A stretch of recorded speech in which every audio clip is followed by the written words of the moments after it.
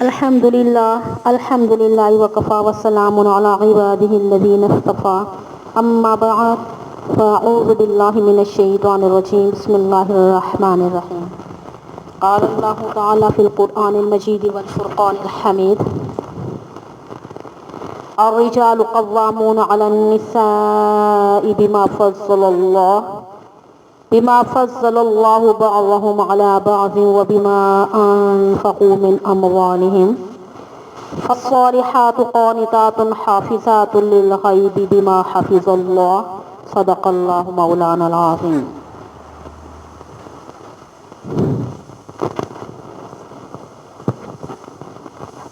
شریعت میں ہر شخص کو اس بات پہ متوجہ کیا گیا کہ وہ اپنے فرائض ادا کرے، حقوق کے مطالبے پہ زور نہیں دیا گیا۔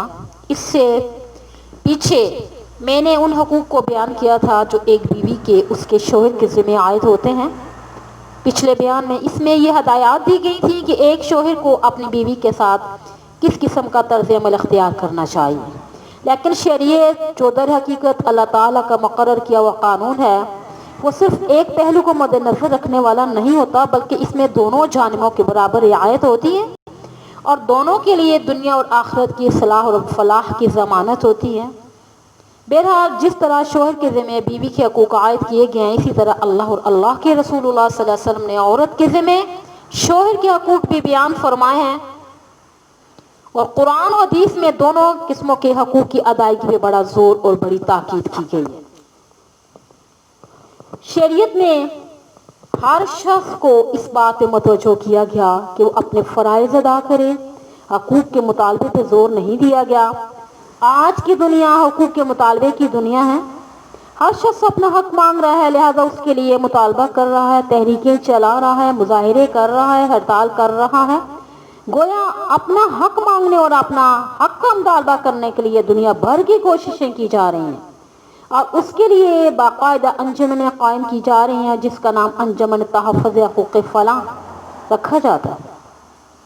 لیکن آج ادائیگی فرائض کے لیے کوئی انجمن موجود نہیں۔ کسی بھی شخص کو اس بات کی فکر نہیں ہے کہ جو فرائض میرے ذمہ عائد ہیں میں ادا کر رہا ہوں یا نہیں کر رہا۔ مزدور کہتا ہے مجھے میرا حق ملنا چاہیے، سرمایہ دار کہتا ہے کہ مجھے میرا حق ملنا چاہیے، لیکن دونوں میں سے کسی کو یہ فکر نہیں ہے کہ میں اپنا فریضہ کیسے ادا کروں۔ مرد کہتا ہے مجھے میرے حق ملنے چاہیے، اور عورت کہتی ہے مجھے میرے حقوق ملنے چاہیے، اور اس کے لیے کوشش اور جدوجہد جاری ہے۔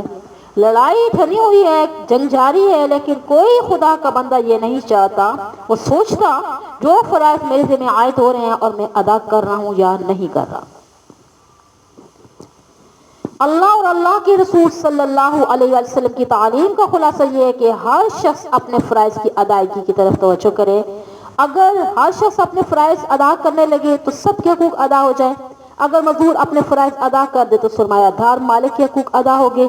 اگر سرمایہ دار اور آجر اپنے فرائض ادا کر دے تو مزدور کے حقوق بھی ادا ہو گئے۔ شوہر اگر اپنے فرائض ادا کر دے تو بیوی کا حق ادا ہو گیا۔ اگر بیوی اپنے فرائض ادا کر دے تو شوہر کا حق بھی ادا ہو گیا۔ شریعت کا اصل مطالبہ یہی ہے کہ تم اپنے فرائض ادا کرنے کی فکر کرو۔ تو آج ہمارے زمانے میں عجیب الٹی گھنگا ہے، یعنی کہ جب کوئی شخص اصلاح کا جھنڈا اٹھاتا ہے نا تو اس کی خواہش ہوتی ہے کہ دوسرا شخص اپنی اصلاح کا آغاز کرے، اپنی فکر نہیں کہ میرے اندر بھی کچھ کوتاہی ہے اور میں بھی غلطی کا شکار ہوں اور میں اس کی فکر کروں۔ حالانکہ قرآن کریم میں ارشاد ہے یا ایھا الذین آمنوا علیکم انفسکم لا یضرکم من ضل اذا اہتدیتم، سورۃ المائدہ آیت نمبر 105۔ اے ایمان والو اپنے آپ کی فکر کرو، تمہارے ذمہ کیا فرائض ہیں اور اللہ اور اللہ کے رسول کی تم سے کیا مطالبات ہیں۔ شریعت، دیانت، امانت اور اخلاق کے تم سے کیا مطالبات ہیں، ان مطالبات کو بجا لاؤ۔ دوسرا شخص اگر گمراہی میں مبتلا ہے اور اپنے فرائض انجام نہیں دے رہا تو اس کا نقصان تمہارے اوپر نہیں ہوگا، بشرطے کہ تم اپنے فرائض صحیح طریقے سے انجام دے رہے ہو۔ حضور صلی اللہ علیہ وسلم کی تعلیم کی بات دیکھیے کہ حضرت صلی اللہ علیہ وسلم کے زمانہ میں لوگوں سے زکوٰۃ وصول کرنے کے لیے عامل جایا کرتے تھے جو لوگوں سے زکوٰۃ وصول کرتے تھے، اور اس زمانے میں زیادہ تر مال مویشیوں یعنی اونٹوں اور بکریوں اور گھائیں وغیرہ کی شکل میں ہوتا تھا۔ تو حضرت صلی اللہ علیہ وسلم جب عاملوں کو بیچتے تھے تو ان کو ایک ہدایت نامہ عطا فرماتے کہ تمہیں وہاں جا کے کیا طریقہ اختیار کرنا ہے۔ اس ہدایت نامے میں یہ بھی تحریر فرماتے لا جلوہ ولا جنم فی زکات ولا تؤخذ زکاتہم الا فی دور، یعنی تم خود لوگوں کے گھروں میں جا کے زکات وصول کرنا، ایسا مت کرنا کہ تم ایک جگہ پر بیٹھ جاؤ، لوگوں کو اس بات کی تکلیف ہو کہ وہ زکات کا مال تمہارے پاس لا کر دیں۔ اور یہ بھی ہدایت فرماتے تھے کہ جو شخص زکات وصول کرنے میں زیادتی کر رہے ہیں، مثلا جتنی زکات واجب تھی مقدار میں اس سے زیادہ وصول کر رہا ہے، ابو داؤد سنن ابن داؤد کی حدیث ہے کتاب الزکات میں، مطلب یہ ہے کہ اس سے زیادہ وصول کر رہا ہے یا کیفیت میں زیادہ وصول کر رہا ہے، اس کے بارے میں فرمایا ایسا شخص بھی اتنا ہی گناہگار ہے جتنا زکات نہ دینے والا گناہگار ہے۔ لہٰذا ایک طرف عاملوں کو تو یہ تاکید کی جا رہی ہے نا کہ تم لوگوں کو تکلیف نہ پہنچاؤ، جتنی زکات واجب ہوتی ہے اس سے ایک ذرا بھی زیادہ وصول نہ کرو، اگر ایسا کرو گے تو قیامت کے دن تمہاری پکڑ ہوگی۔ دوسری طرف جن لوگوں کے پاس زکات وصول کرنے کے لیے نہ عاملوں کو بھیجا جا رہا تھا، ان سے خطاب کر کے فرمایا کہ یعنی تمہارے پاس زکات وصول کرنے والے آئیں گے، کہیں ایسا نہ ہو کہ وہ تم سے ناراض ہو کر جائیں، تمہارا فرض ہے تم ان کو راضی کرو اور کوئی ایسی غلطی نہ کرو کہ جس سے وہ ناراض ہو جائیں، کیونکہ در حقیقت وہ میرے فرستادہ اور میرے نمائندے ہیں اور ان کو ناراض کرنا گویا مجھے ناراض کرنا۔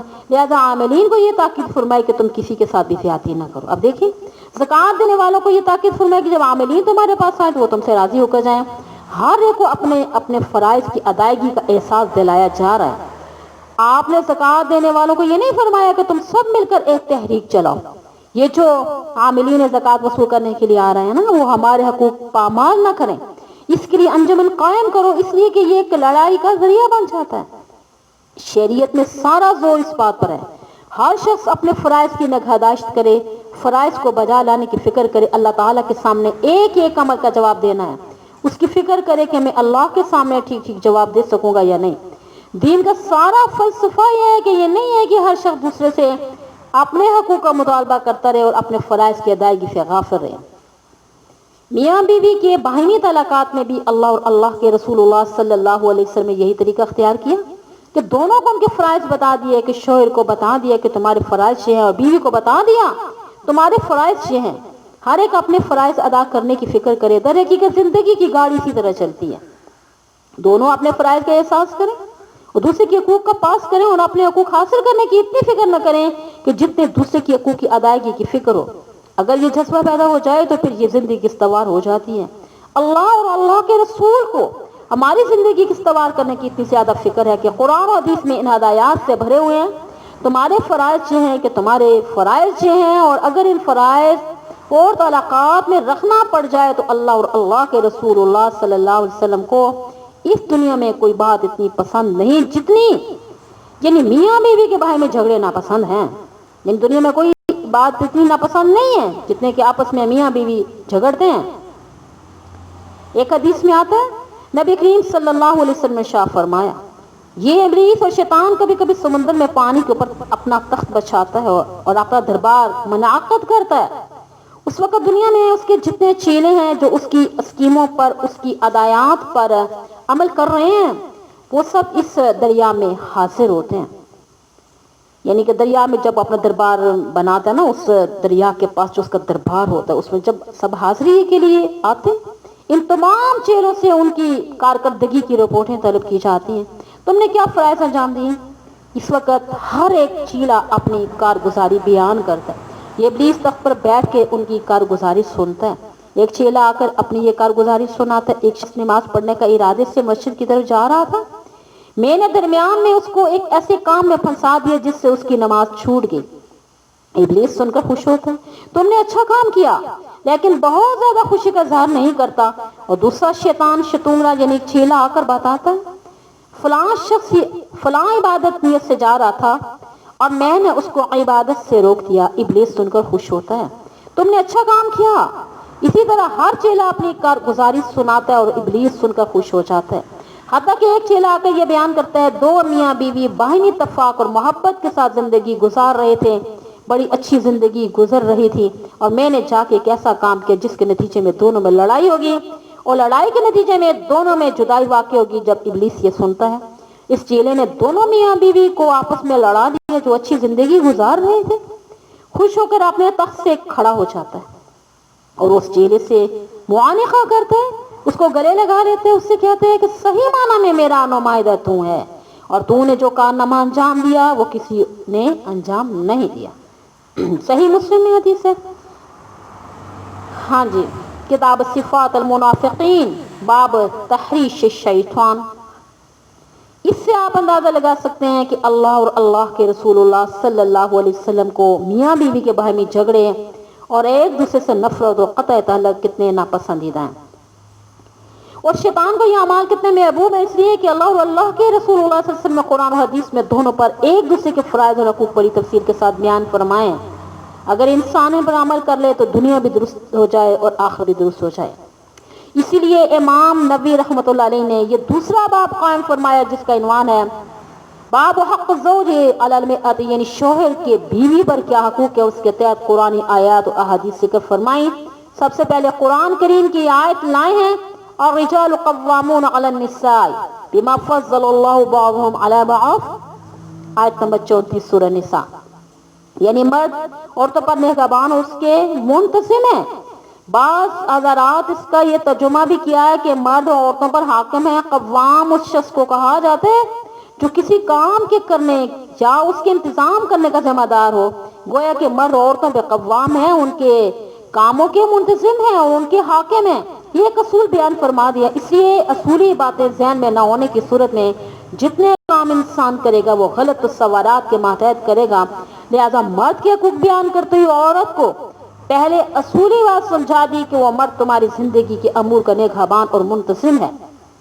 آج کی دنیا میں جہاں مرد اور عورت کی مساوات اور ان کی برابری اور آزادی نسواں کا بڑا زور و شور ہے، ایسی دنیا میں لوگ یہ بات کرتے ہوئے شرماتے ہیں نا کہ شریعت نے مرد کو حاکم بنایا اور عورت کو محکوم بنایا۔ اس لیے کہ آج کی دنیا میں یہ پروپیگنڈا کیا جا رہا ہے کہ مرد کی عورت پہ بالادستی قائم کر دی گئی ہے اور عورت کو محکوم بنا کے اس کے ہاتھ میں قید کر دیا گیا اور اس کو چھوٹا قرار دے دیا گیا۔ لیکن حقیقت حال یہ ہے، مرد اور عورت زندگی کی گاڑی کی دو پہیے ہیں۔ زندگی کا سفر دونوں کو ایک ساتھ طے کرنا ہے۔ اب زندگی کے سفر کے طے کرنے میں انتظام کی خاطر یہ لازمی بات ہے کہ دونوں میں سے کوئی ایک شخص سفر کا ذمہ دار ہو۔ حدیث میں نبی اکرم صلی اللہ علیہ وسلم نے یہ حکم دیا، جب بھی دو آدمی کوئی سفر کر رہے ہوں، چاہے وہ سفر چھوٹا سا کیوں نہ ہو، اسی سفر میں اپنے میں سے ایک کو امیر بنا لو۔ امیر بنائے بغیر سفر نہیں کرنا چاہیے، تاکہ سفر کے جملہ انتظامات اور پالیسی اس امیر کے فیصلے کے تابع ہو۔ اگر امیر نہیں بنائیں گے تو ایک بدنظمی ہو جائے گی۔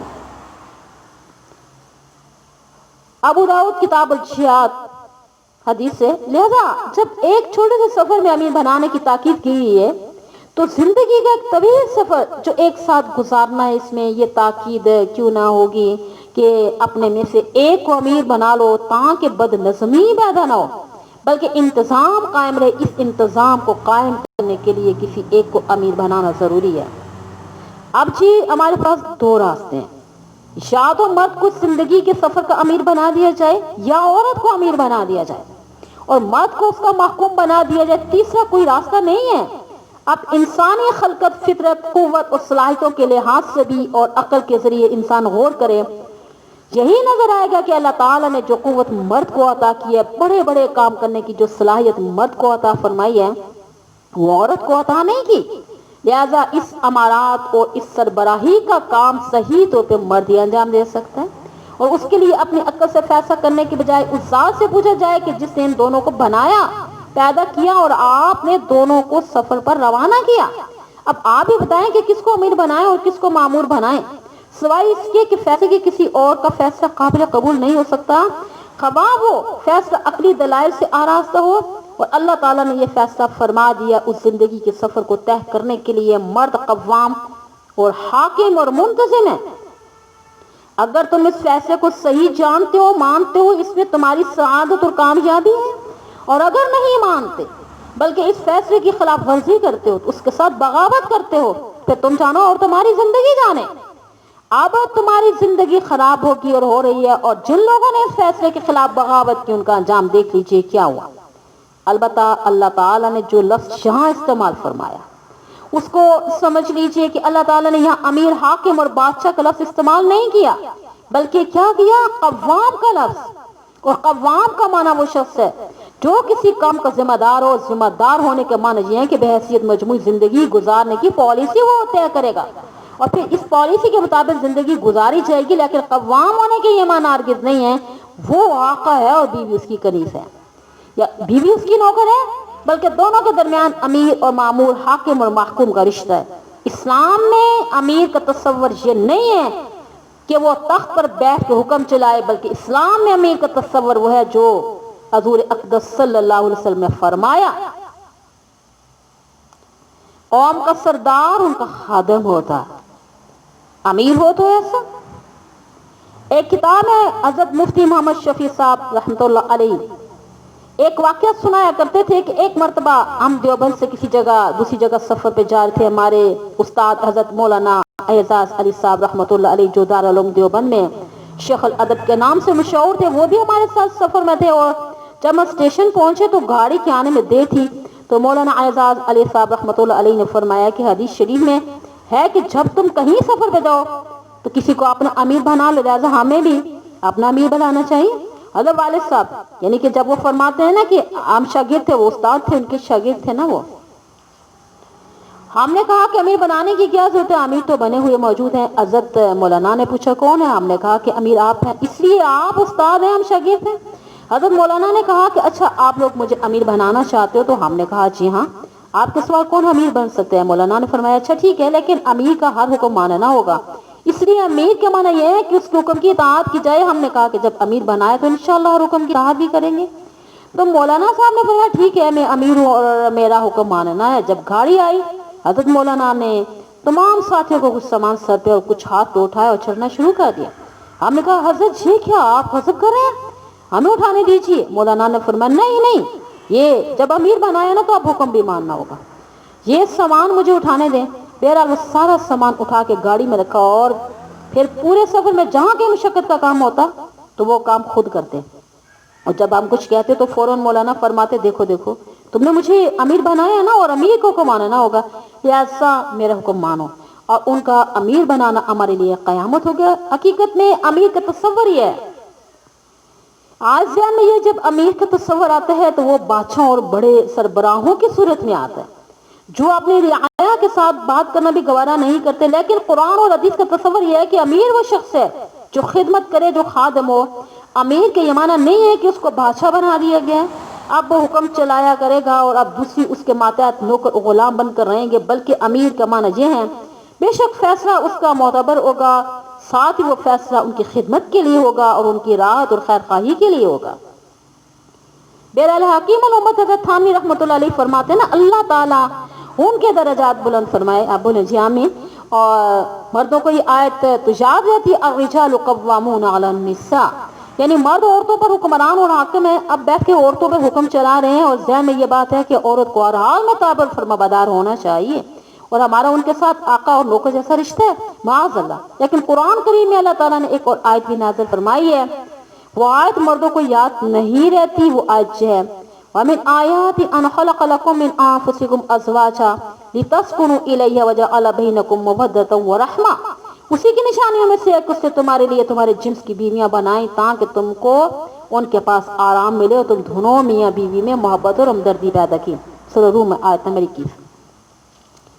حضرت تھانوی رحمۃ اللہ علیہ فرماتے ہیں نا کہ بے شک مرد عورت کے لیے قوام ہے، لیکن ساتھ ہی دوستی کا تعلق بھی انتظامی طور پر بھی قوام ہے، لیکن باہمی تعلق دوستی جیسا ہے، لہذا ایسا تعلق نہیں ہے جیسا کہ آقا اور کنیز کے درمیان ہوتا ہے۔ اس کی مثال ایسی ہے جیسے دو دوست کہیں گے نا سفر پر جا رہے ہیں، لیکن ایک دوست نے دوسرے دوست کو امیر بنا لیا، لہذا شوہر اس لحاظ سے تو امیر ہے، ساری زندگی کا فیصلہ کرنے کا وہ ذمہ دار ہے، لیکن اس کا مطلب یہ نہیں ہے کہ اس کے ساتھ ایسا معاملہ کرے جیسے نوکروں غلاموں کے ساتھ کیا جاتا ہے، بلکہ اس دوستی کے تعلق کے کچھ آداب اور کچھ تقاضے ہیں۔ ان آداب اور تقاضوں میں ناز کی باتیں بھی ہوتی ہیں اور جن کا یعنی حاکم ہونے کے خلاف نہیں کہا جا سکتا۔ حضرت تھانوی رحمۃ اللہ علیہ فرماتے ہیں نا کہ ہمارے ہاں بعض مرد حضرات سے سمجھتے ہیں کہ ہم حاکم ہیں، لہٰذا ہمارا اتنا روب ہونا چاہیے کہ ہمارا نام سن کے بیوی کانپنے لگے، بے تکلفی کے ساتھ بات نہ کر سکے۔ تو اسی لیے انہوں نے ایک واقعہ سنایا کہ ایک مرتبہ بڑے فخر کے ساتھ ایک شخص آیا اور مجھ سے یہ بات کہنے لگا کہ جب میں کئی مہینوں کے بعد اپنے گھر جاتا ہوں میری بیوی بچوں کی جرأت نہیں ہوتی کہ وہ میرے پاس آ جائیں اور مجھ سے بات کریں. بڑے فخر کے ساتھ یہ بات کہہ رہے تھے اور میں نے ان سے پوچھا کہ آپ جب گھر جاتے ہیں تو کیا کوئی درندہ یا شیر چیتا بن کے جاتے ہیں جس کی وجہ سے بیوی بچے آپ کے پاس آنے سے ڈرتے ہیں؟ انہوں نے کہا یہ نہیں، بلکہ اس لیے کہ ہم قوام ہیں، ہمارا روب ہونا چاہیے. تو اسی لیے اچھی طرح سمجھنے کہ قوام ہونے کا ہرگز یہ مطلب نہیں ہے کہ بیوی بچے پاس آنے اور بات کرنے سے بھی ڈریں، بلکہ اس کے ساتھ دوستی کا تعلق بھی ہے. وہ دوستی کا تعلق کس قسم کا ہونا چاہیے؟ سنیے.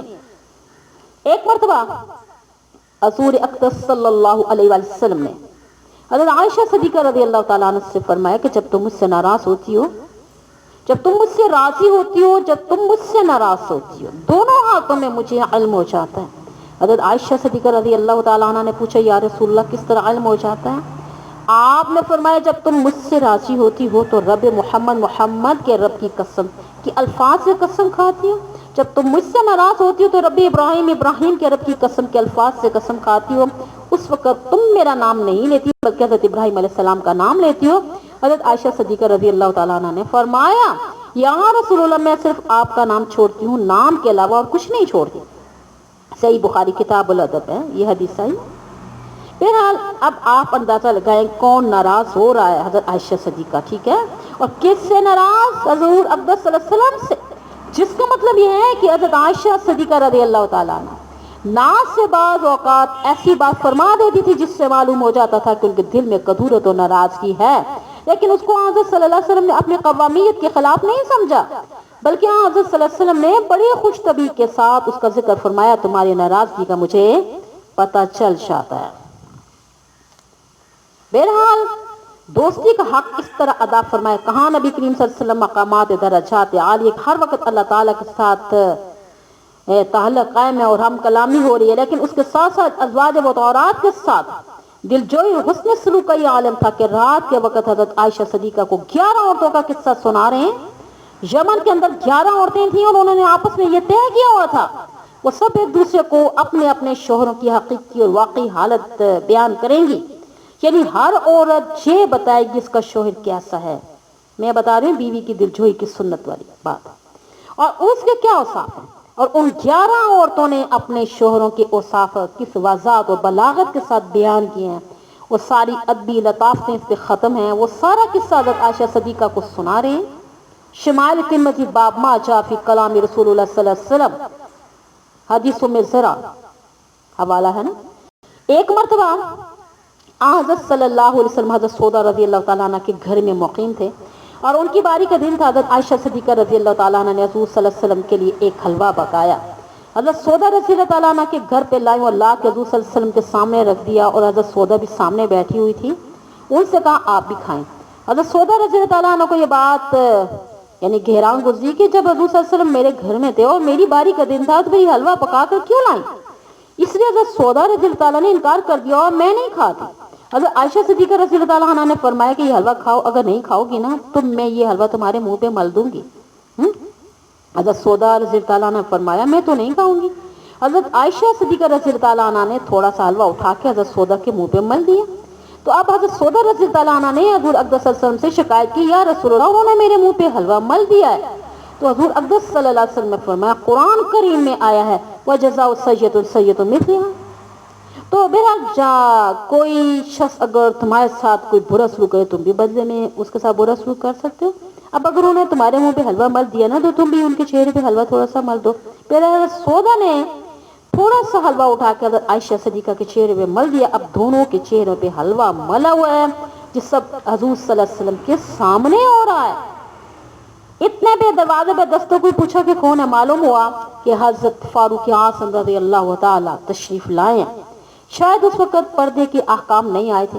بہرحال جب آپ نے یہ سنا کہ حضرت عمر تشریف لائے ہیں تو آپ نے فرمایا تم دونوں جلدی جا کے نا اپنا چہرہ دھو لو، اس لیے عمر آ رہے ہیں. بہرحال دونوں نے جا کے اپنا چہرہ دھویا. وہ ذات جس کا ہر آن اللہ تعالیٰ کے ساتھ رابطہ قائم ہے اور جس کی ہر وقت اللہ تعالیٰ کے ساتھ گفتگو ہو رہی ہے وہی آ رہی ہے. اللہ تعالیٰ کی حضوری کا وہ مقام حاصل ہے کہ جو اس روئے زمین پہ کسی اور کو حاصل نہیں ہو سکتا. لیکن اس کے باوجود ازواج مطہرات کے ساتھ یہ انداز اور ان کی دلداری کا اتنا خیال ہے. ہم اور آپ زبان سے حضوری کا لفظ بول دیتے ہیں لیکن اس کی حقیقت ہمیں معلوم نہیں ہے. اگر کوئی شخص اس کا مزہ چکھ لے تو اس کو پتہ لگے گا یہ کیا چیز ہے. کہ ہمارے یعنی کہ اکابرین جو ہیں وہ فرمایا کرتے تھے بعض اوقات اللہ تعالیٰ کے ساتھ حضوری کا خیال اس درجہ بڑھ جاتا ہے کہ اس کی وجہ سے اللہ تعالیٰ کے بعض بندے ایسے ہیں وہ پاؤں پھیلا کر نہیں سو سکتے, لیٹ نہیں سکتے, اس لیے کہ ہر وقت اللہ تعالیٰ کے سامنے ہونے کا احساس ہے. جب اپنا بڑا سامنے ہو تو کوئی شخص پاؤں پھیلا کر لیٹے گا؟ ہرگز نہیں لیٹے گا. اسی طرح اللہ تعالیٰ کے حاضر ہونے کا احساس خیال اس درجہ بڑھ جاتا ہے انسان پاؤں پھیلا کر لیٹ نہیں سکتا. لہذا جس ذات کو حضوری کا اتنا بڑا مقام حاصل ہو جو دنیا میں کسی اور کو نہیں ہو سکتا, وہ ازواج مطہرات کے ساتھ کس طرح خوش طبعی کی معاملات کر لیتے ہیں, یہ مقام صرف ایک پیغمبر ہی کو حاصل ہو سکتا ہے. بہرحال چونکہ اللہ تعالیٰ نے مرد کو قوام بنایا اس لیے فیصلہ اسی کا ماننا ہے. ہاں تم اپنی رائے اور مشورہ دے سکتی ہو اور ہم نے مرد کو یہ ہدایت بھی دے رکھی ہے وہ حد الامکان تمہاری دلداری کا خیال بھی رکھے, لہذا فیصلہ اسی کا ہوگا. لہذا اگر یہ بات ذہن میں نہ ہو اور بیگم صاحبہ یہ چاہیں کہ ہر معاملے میں فیصلہ حکم میرا چلے اور مرد قوام نہ بنے اور میں قوام بن جاؤں, یہ صورت فطرت کے خلاف ہے, شریعت کے خلاف ہے, عقل کے خلاف ہے اور انصاف کے بھی خلاف ہے. اس کا نتیجہ گھر کی بربادی کے سوا کچھ بھی نہیں ہوگا.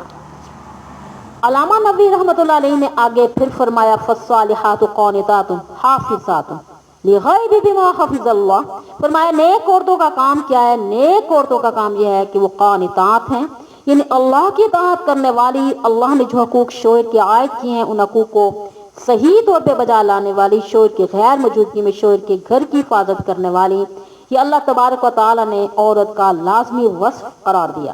اس کے ذمہ یہ فریضہ عائد کیا کہ جب شوہر گھر میں موجود نہ ہو تو اس وقت وہ اس کے گھر کی حفاظت کرے, اور گھر کی حفاظت کا مطلب یہ ہے اول تو خود اپنی حفاظت کرے, کسی گناہ میں مبتلا نہ ہو, اور شوہر کا جو مال و متاع ہے اس کی حفاظت کرے, اس لیے کہ اس کی حفاظت کی ذمہ داری بیوی پر عائد ہوتی ہے. حدیث میں آتے ہیں نا المرأۃ راعیۃ فی بیت زوجہا, صحیح بخاری کتاب الجمعہ. عورت اپنے شوہر کے گھر کی نگہبان ہے اور یعنی اس کے مال و متاع کی حفاظت عورت کی ذمہ داری. جیسا کہ میں نے عرض کیا نا اکثر حالات میں عورت کے ذمہ کھانا پکانا واجب نہیں ہوتا پچھلے بیان میں, لیکن شوہر کے گھر کی حفاظت اس کے مال و متاع کی طرح حفاظت, وہ مال یعنی کہ بھیجا خرچ نہ ہو, قرآن کریم نے یہ اس کی ذمہ داری قرار دی ہے. یہ جو میں نے کہا نا کہ عورت کے ذمہ کھانا پکانے کی ذمہ داری نہیں, یہ تفصیل سے میں بات پہلے بیان کر چکی ہوں. ایک قانون کی جو بات تھی نا قانون پہ. بہرحال حضرت تھانوی رحمۃ اللہ علیہ نے مواعظ میں اپنے ذکر فرمایا عورت کے فرائض میں دخل ہے اس کے دل میں شوہر کے پیسے کا درد ہو, شوہر کا پیسہ غلط جگہ پر بلا وجہ صرف نہ ہو اور فضول خرچی میں اس کا پیسہ ضائع نہ ہو. یہ چیز عورت کے فرائض میں داخل ہے, یا یہ نہ ہو کہ شوہر کا پیسہ دل کھول کے خرچ کیا جا رہا ہے یا گھر کے نوکرانیوں پہ چھوڑ دیا, وہ جس طرح چاہ رہی ہیں کر رہی ہیں. اگر کوئی عورت ایسا کرتی ہے تو یہ قانونی فرائض کے خلاف کر رہی ہے. تو حضرت ابو ہریرہ رضی اللہ تعالیٰ سے روایت ہے کہ رسول اللہ صلی اللہ علیہ وسلم نے فرمایا جب کوئی مرد اپنی بیوی کو بستر کی طرف بلائے, اور یہ میاں بیوی کے مخصوص طلاقات سے کنایا ہے, یعنی شوہر اپنی بیوی کو ان طلاقات کو قائم کرنے کے لیے بلائے اور وہ عورت نہ آئے, یہ ایسا طرز عمل اختیار کرے جس سے شوہر کا وہ منشا پورا نہ ہو اور اس کی وجہ سے شوہر ناراض ہو جائے, ساری رات صبح تک فرشتے اس عورت پر لعنت بیچتے رہتے ہیں, اور اس عورت پر خدا کی لعنت, اور لعنت کے معنی یہ ہے کہ اللہ تعالیٰ کی رحمت اس کو حاصل نہیں ہوگی.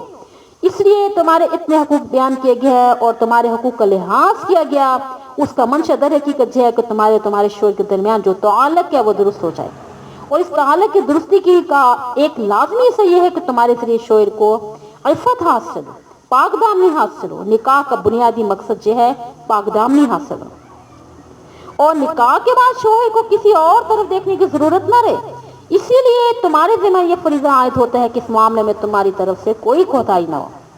اگر کوتاہی ہوگی پھر وہ فرشتوں کی طرف سے تم پر لعنت ہوتی رہے گی. دوسری روایت میں الفاظ ہے کہ کوئی عورت اپنے شوہر کا بستر چھوڑ کے رات گزارے تو اس کو فرشتے لعنت کرتے رہتے ہیں یہاں تک کہ صبح ہو جائے. اب آپ اندازہ لگائیں, حدیث میں ایک چھوٹی بات کہی گئی, اور اگر شوہر نے بیوی کو اس کام کے لیے دعوت دی تو وہ انکار کرے تو یہ ایسا طرز عمل اختیار کرے جس سے شوہر کا منشا پورا نہ ہو سکے تو ساری رات لعنت ہوتی رہتی ہے.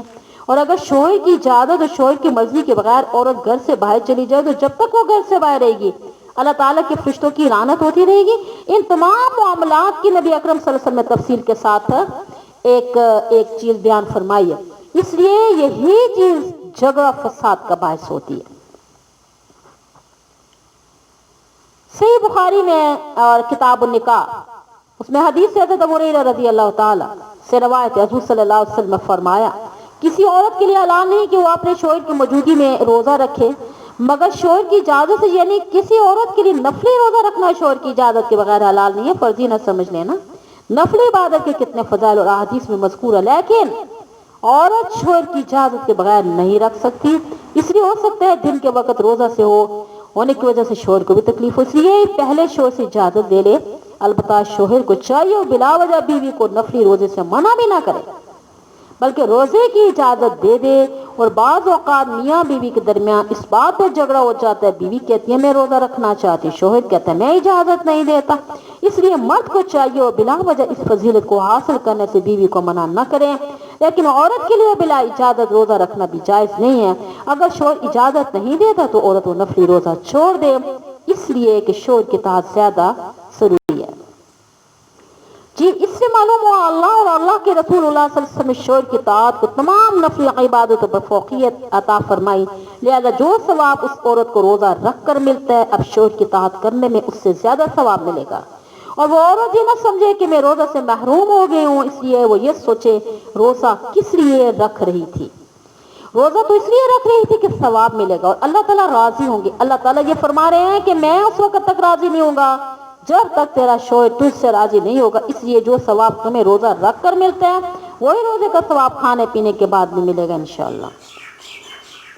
بعض مرتبہ ہم لوگوں کے ذہن میں یہ ہوتا ہے یہ یعنی میاں بیوی کے تعلقات ایک دنیاوی قسم کا معاملہ ہے, یہ صرف نفسانی خواہشات کی تکمیل کا معاملہ ہے. ایسا ہرگز نہیں ہے بلکہ یہ دینی معاملہ بھی ہے. اس لیے اگر عورت یہ نیت کر لے کہ اللہ تعالیٰ نے میرے ذمہ یہ فریضہ عائد کیا ہے اور اس تعلق کا مقصد شوہر کو خوش کرنا ہے اور شوہر کو خوش کرنے کے لیے اللہ تعالیٰ کو خوش کرنا ہے, یہ پھر یہ سارا عمل ثواب بن جاتا ہے. گھر کا جو کام خواتین کرتی ہیں اس میں نیت شوہر کو خوش کرنے کی ہے تو صبح سے لے کر شام تک وہ جتنا کام کر رہی ہیں وہ سب اللہ تعالیٰ کے ہاں عبادت لکھا جاتا ہے. تو چاہیے وہ کھانا پکاتی ہو, گھر کی دیکھ بھال کر رہی ہو یا بچوں کی تربیت کر رہی ہو, پڑھا رہی ہو, جو کچھ بھی کر رہی ہو شوہر کا خیال کر رہی ہو, شوہر کے ساتھ خوش دلی کی باتیں کر رہی ہو یا ان کے ماں باپ کو سنبھال رہی ہو یا کام کر رہی ہو, یہ سب جو لکھا جا رہا ہے بشرطے کہ نیت درست ہونی چاہیے. اور اس موضوع پہ بالکل صریح حدیث موجود ہے. حضور اقدس صلی اللہ علیہ وسلم نے ارشاد فرمایا میاں بیوی کے جو باہمی تعلقات ہوتے ہیں اللہ تعالیٰ ان پر بھی اجر عطا فرماتے ہیں. تو صحابہ کرام نے سوال کیا یا رسول اللہ وہ تو انسان اپنی نفسانی خواہشات کے تحت کرتا ہے, اس پر کیا اجر ہے؟ تو آپ صلی اللہ علیہ وسلم نے فرمایا اگر وہ ان نفسانی خواہشات کو جائز طریقے سے پورا کرتے تو اس پر گناہ ہوتا یا نہیں؟ صحابہ کرام نے عرض کیا یا رسول اللہ گناہ تو ضرور ہوتا. آپ نے فرمایا چونکہ میاں بیوی ناجائز طریقے کو چھوڑ کے جائز طریقے سے نفسانی خواہشات کو میری وجہ سے اور میرے حکم کے ماتحت کر کے اس لیے کر رہے ہیں, اس پر بھی ان کو پھر کیا ہوگا؟ ثواب ہوگا. ایک حدیث میں ہے جو میں نے خود تو نہیں دیکھی, البتہ خود حضرت تھانوی رحمۃ اللہ علیہ کے مواعظ میں یہ حدیث پڑھی ہے, ان کی کتابوں میں حضرت تھانوی رحمۃ اللہ علیہ نے کئی جگہ اس حدیث کا ذکر فرمایا. وہ حدیث یہ ہے کہ شوہر باہر سے گھر کے اندر داخل ہوا, اس نے محبت کی نگاہ سے بیوی کو دیکھا, بیوی نے محبت کی نگاہ سے شوہر کو دیکھا, تو اللہ تعالیٰ دونوں کو رحمت کی نگاہ سے دیکھتے ہیں. لہذا یہ میاں بیوی کے تعلقات میں ایسے دنیاوی قصہ نہیں ہے, یہ آخرت و جنت و جہنم بنانے کا راستہ بھی ہے. یاد رکھیے کہ یعنی عورت کے ذمہ بھی فرض ہے کہ شوہر کے گھر میں کسی کو یعنی شوہر کی اجازت کے بغیر داخل ہونے کی اجازت نہ دے, یا کسی ایسے شخص کو گھر آنے کی اجازت دینا جس کو شوہر نہ پسند کرتا ہو, یہ عورت کے لیے بالکل ناجائز اور حرام ہے. ایک دوسری حدیث میں اس بات کو اور تفصیل سے بیان فرمایا. ترمذی شریف کی حدیث ہے کتاب الرسا باب ما جاء فی الحق مرأۃ علی زوجہا. یاد رکھو تمہاری तुम्हारा तुम्हारी बीवियों पर भी कुछ हक है और तुम्हारे बीवियों का तुम पर कुछ हक है, यानी दोनों के जिम्मा एक दूसरे के कुछ हकूक है और दोनों के हकूक की निगहदाश्त और पासदारी फरीकैन पर लाजिम है। वो हकूक क्या है? वो ये है कि ऐ मर्दो, तुम्हारा हक इन बीवियों पर यह है वो तुम्हारे बिस्तरों को ऐसे लोगों को इस्तेमाल न करने दे जिन्हें तुम नापसंद करते हो। तुम्हारे घर में ऐसे लोगों को आने की इजाजत न दें जिनका आना तुम नापसंद करते हो। यहाँ दो हक बयान फरमाए, एक ये है कि बीवी के जिम्मा ये फराइज है, यानी वो घर के अंदर किसी ऐसे शख्स को आने न दें और जिसके आने को शोर नापसंद करता हो। था कि अगर बीवी के किसी अजीज का घर भी आना शोर करना पसंद हो, इस सूरत में भी अपने अजीजों को भी घर में इजाजत देना जायज नहीं है। तो बताया था ना पिछली बार भी कि वालिदैन को सिर्फ इतनी इजाजत है कि हफ्ता में एक मरतबा आके बेटी की सूरत देख लें, इससे तो शोर को रोक नहीं सकता ना। लेकिन इनके लिए भी शोर की इजाजत के बगैर घर में ठहरना रहना जायज नहीं है। और दूसरा जुमला ये इरशाद फरमाया, वो बीवियां तुम्हारे बिस्तरों को इस्तेमाल करने की इजाजत न दें जिनको तुम नापसंद करते हो। बिस्तर के इस्तेमाल में सब चीजें दाखिल हैं, यानी बिस्तर पर बैठना, बिस्तर पर लेटना, बिस्तर पर सोना, ये सब इसी में दाखिल है। उम्मुल मोमिनीन हज़रत उम्मे हबीबा रज़ी अल्लाह ताला अन्हा हुज़ूर अक़दस सल्लल्लाहु अलैहि वसल्लम की ज़ौजा मुतहरा हैं। हज़रात सहाबा किराम के वाक़ियात के अंदर नूर भरा हुआ है। ये हज़रत उम्मे हबीबा रज़ी अल्लाह ताला अन्हा हज़रत अबू सुफ़ियान रज़ी अल्लाह ताला अन्हु की बेटी हैं, जिन्होंने तकरीबन 21 साल हज़ूर सल्लल्लाहु अलैहि वसल्लम की मुखालफत में गुजारे और हज़ूर सल्लल्लाहु अलैहि वसल्लम के खिलाफ जंगे लड़ी और मक्का मुकर्रमा के सरदारों में से थे और आखिर में फतह मक्का के मौके पर मुसलमान होकर सहाबी बन गए। और ये अल्लाह ताला की कुदरत कामला का करिश्मा था कि काफिरों के इतने बड़े सरदार की बेटी हजरत उम्मे हबीबा रज़ी अल्लाह ताला अन्हा और उनके शौहर दोनों मुसलमान हो गए और बाप मुसलमान की मुखालफत और उनके साथ अदावत में लगा हुआ है और बेटी दामाद दोनों मुसलमान हो गए। इन दोनों के मुसलमान होने से अबू सुफियान के कलेजे पे छुरी चलती थी। उनको बेटी दामाद का मुसलमान होना बर्दाश्त नहीं होता था। बहरहाल उनको तकलीफें पहुंचाने के धरे पे रहते थे। उस जमाने में बहुत से मुसलमान काफिरों की तकलीफों से तंग आके हबशा की तरफ हिजरत कर गए और हबशा की तरफ हिजरत करने वाले मुसलमानों में हज़रत हबीबा रज़ी अल्लाह ताला अन्हा उनके शौहर भी थे और ये दोनों वहां जाकर रहने लगे हजरत। लेकिन अल्लाह ताला की मशीयत के अजीब और गरीब अंदाज है। जब हजरत उम्मे हबीबा रज़ी अल्लाह ताला अन्हा ने अपने शौहर के साथ हबशा में क़याम किया, कुछ दिनों के बाद उन्होंने ख्वाब में देखा मेरे शौहर की सूरत बिल्कुल बदल गई है और मसख हो गई है। जब ये बेदार हुई तो उनको अंदेशा हुआ कहीं ऐसा ना हो, कहीं ऐसा तो नहीं है कि मेरे शौहर के दीन और ईमान में कुछ खलल आ जाए। उसके बाद जब कुछ दिन गुजरे तो इस ख्वाब की ताबीर सामने आ गई। ये हुआ कि उनके शौहर एक कसाई के पास जाया करते थे और उसके पास जाने के नतीजे में दिल से ईमान निकल गया और कसाई बन गए। अब हज़रत उम्मे हबीबा रज़ी अल्लाह ताला अन्हा पे तो बिजली गिर गई कि इस्लाम की खातिर माँ बाप को छोड़ा, वतन को छोड़ा, सारे अजीज़ व अक़ारब को छोड़ा, आके इस दयार गुरबत में मुक़ीम हो गए और ले देकर एक शौहर जो अमदर्द और नमसास हो सकता था वो काफिर हो गया। तो आप इन पर तो क़यामत गुजर गई। अब कुछ दिनों के बाद उनके शौहर का इसी हालत इंतकाल हो गया। अब ये हबशा के अंदर बिल्कुल तन्हा रह गए, उनको पूछने वाला नहीं। इधर हज़ूर अक़दस सल्लल्लाहु अलैहि वसल्लम को मदीना में उसकी इत्तला मिली तो उनके शौहर असाई बन के इंतकाल कर गए हैं। हज़रत उम्मे हबीबा तैयार गैर में अकेली तन्हा है तो हज़ूर सल्लल्लाहु अलैहि वसल्लम ने हबशा के बादशाह नजाशी को पैगाम भेजा, क्योंकि उम्मे हबीबा तैयार गैर में अकेली और तन्हा है, उनको मेरी तरफ से निकाह का पैगाम दे दो। मेरा नजाशी के मार्फत उनको निकाह का पैगाम भेजा गया। हज़रत उम्मे हबीबा रज़ी अल्लाह ताला अन्हा खुद अपना वाक़या सुनाती हैं। एक दिन मैं इस बेबसी के आलम में घर में बैठी थी, इतने में दरवाजे पर दस्तक हुई। दरवाजा खोला तो देखा कि बाहर एक कनीज खड़ी हुई है। हज़रत उम्मे हबीबा रज़ी अल्लाह ताला अन्हा ने इससे पूछा कि कहाँ से आई। इस कनीज ने जवाब दिया मुझे हबशा के बादशाह नजाशी ने भेजा। ये वही नजाशी है ना जो हज़ूर सल्लल्लाहु अलैहि वसल्लम पर ईमान ला के मुसलमान हो गए थे, ठीक है। फिर उन्होंने पूछा कि क्यों भेजा। उन्होंने जवाब दिया मुझे इसलिए भेजा कि आपको हज़रत मोहम्मद सल्लल्लाहु अलैहि वसल्लम ने निकाह का पैगाम भेजा और नजाशी बादशाह की मार्फत भेजा है। हज़रत उम्मे हबीबा रज़ी अल्लाह अन्हा फरमाते जिस वक्त ये अल्फाज मेरे कान पे पड़े उस वक्त मुझे इस कदर मसरत और हैरत हुई कि मेरे पास उस वक्त जो कुछ भी था ना वो मैंने उठा के कनीज को दे दिया और कहा मेरे लिए इतनी अच्छी खबर लाई इसलिए ये तेरा इनाम है। उसके बाद इस हालत में उन दोनों के दरमियान निकाह हुआ। हज़रत उम्मे हबीबा हबशा में ही थी, हज़रत सल्लल्लाहु अलैहि वसल्लम मदीना मुनव्वरा में थे। फिर कुछ अरसे के बाद हज़रत सल्लल्लाहु अलैहि वसल्लम ने उनको मदीना मुनव्वरा बुलवाने का इंतजाम फरमाया। بہرحال واقعہ یہی ہے، حضرت صلی اللہ علیہ وسلم نے جو متعدد نکاح فرمائے تھے، نہ حق شناس لوگ تو معلوم نہیں کیا کیا باتیں کرتے ہیں، لیکن ہر نکاح کے پیچھے بڑی عظیم الشان حکمتیں ہیں۔ اور اس نکاح میں دیکھ لیجیے حضرت ام حبیبہ رضی اللہ تعالیٰ عنہ حبشہ میں، اور یعنی کس حالت میں زندگی گزار رہے تھے، کوئی پوچھنے والا نہیں ہے۔ اب اگر حضرت صلی اللہ علیہ وسلم نے ان کی اس طرح دلداری نہ فرماتے تو ان کا کیا بنتا، اور آپ نے اس طریقے سے ان سے نکاح فرمایا، ان کو مدینہ طیبہ بلوایا۔ غیر مسلم کی زبان سے تاریخ یہ بھی حضرت صلی اللہ علیہ وسلم کا کرشمہ اور معجزہ ہے۔ جس وقت ام حبیبہ رضی اللہ تعالیٰ عنہ کا حضرت صلی اللہ علیہ وسلم سے نکاح ہو گیا، اس کی اطلاع مکہ مکرمہ میں حضرت ابو سفیان کو پہنچی۔ اس وقت حضرت ابو سفیان کے اور یعنی ان کے دشمن اور کافر تھے، اور جب ان کو یہ اطلاع ملی کہ میری بیٹی کا نکاح حضرت صلی اللہ علیہ وسلم سے ہو گیا ہے، تو اس وقت بے ساختہ ان کی زبان میں یہ کلمہ آیا، وہ یہ تھا، یہ خبر تو خوشی کی خبر ہے، اس لیے محمد صلی اللہ علیہ وسلم ان لوگوں میں سے نہیں ہے جن کے پیغام کو رد کیا جائے۔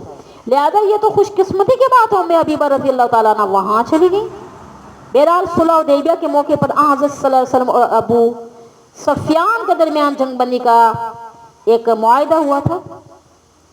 کتب سیرت میں جن کی تفصیل موجود ہے، 1 سال تک حضرت ابو سفیان دوسرے کافروں نے اس معاہدے کی شرائط کی پابندی کی، لیکن 1 سال کے بعد انہوں نے عہد چکنی شروع کر دی۔ اس عہد چکنی کے نتیجے میں حضور اقدس صلی اللہ علیہ وسلم نے یہ اعلان فرما دیا کہ اب ہم اس معاہدے کے پابند نہیں رہے، اس لیے اب ہم جب چاہیں گے مکہ مکرمہ پہ حملہ کریں گے، کیونکہ ہمارے دشمنوں نے جب عہد کا پاس نہیں کیا تو ہم بھی اس کے پابند نہیں رہے۔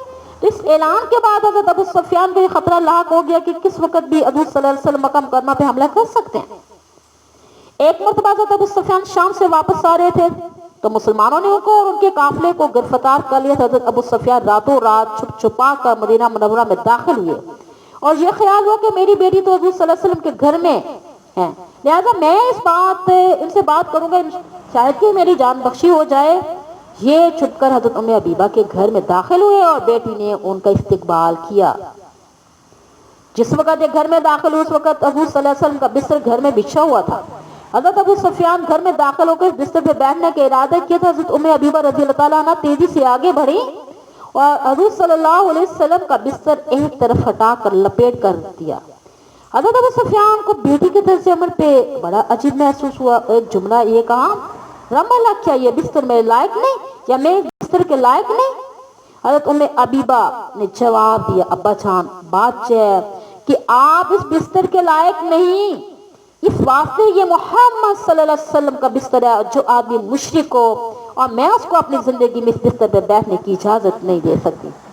اس پر حضرت ابو سفیان رضی اللہ تعالیٰ عنہ نے کہا، رام اللہ، مجھے یہ معلوم نہیں تھا کہ تم اتنی جلدی بدل جاؤ گی اور اپنے باپ کو بھی اس بستر پہ بیٹھنے کی اجازت نہیں دو گی۔ حضرت ام حبیبہ رضی اللہ تعالیٰ عنہ کا یہ عمل حضور صلی اللہ علیہ وسلم کے بستر پر اپنے باپ کو بیٹھنے سے منع فرمائیے، در حقیقت اس حدیث پر عمل ہے کہ جن کو تم ناپسند کرتے ان لوگوں کو وہ بیویاں تمہارا بستر استعمال کریں، اجازت نہ دیں۔ اب سمجھ آئی؟ اسی طرح ترمذی شریف کتاب الرضا باب ما جاء فی حق الزوج علی المرأۃ حدیث ہے، اس میں حضرت علی رضی اللہ تعالیٰ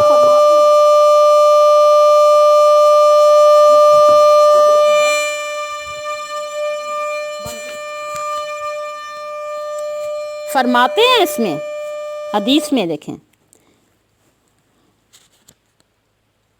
دوسری طرف یہ تاکید فرمائی کہ نکاح معاملہ نکاح کی تقریب سادگی اور آسانی کے ساتھ انجام دی جائے، کوئی رسم، کوئی شرط، کوئی لمبی چوڑی تقریب کرنے کی ضرورت نہیں۔ اور حدیث میں فرمایا جب اولاد بالغ ہو جائے تو اس کے نکاح کی فکر کرو تاکہ اس کو حرام کی طرف جانے کی خواہش اور ضرورت پیدا نہ ہو اور حلال کا راستہ آسان ہو جائے۔ ایک حدیث میں نبی کریم صلی اللہ علیہ وسلم نے فرمایا،